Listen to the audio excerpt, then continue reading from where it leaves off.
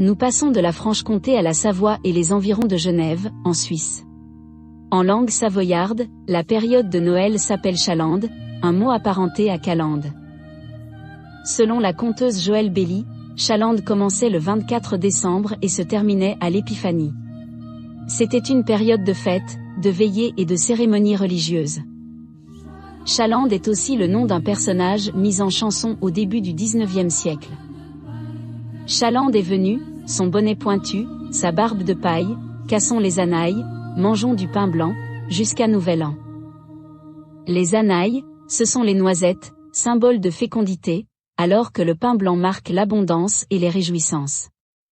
Un folkloriste relève que dans la campagne genevoise, Chalande était d'abord un esprit qui descendait par la cheminée le soir de Noël pour apporter des petits présents et de bonnes choses à manger aux enfants.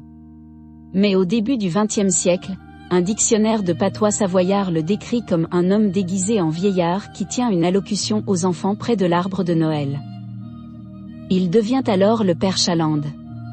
On le dépeint petit, vêtu comme un paysan, avec un bonnet pointu.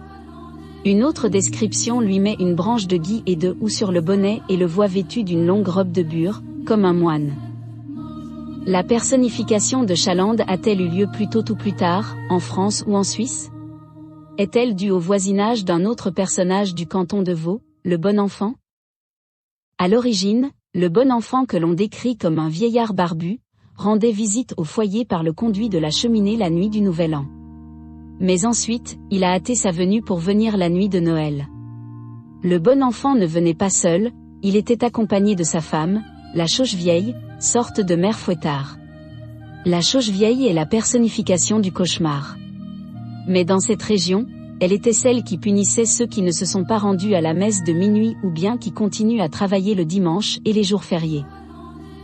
En Suisse alémanique, dans les cantons protestants, on a continué à fêter Saint-Nicolas, Saint-Miklaus, le 6 décembre, mais en laïcisant le personnage.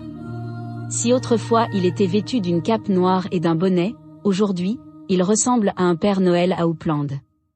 C'est l'enfant Jésus qui vient à Noël. Autrefois, à Bâle, il pouvait être accompagné de Saint-Miklaus. Le bon enfant serait-il la combinaison des deux personnages, portant le nom de l'un, avec l'aspect de l'autre ? C'est une supposition, je n'en ai aucune certitude.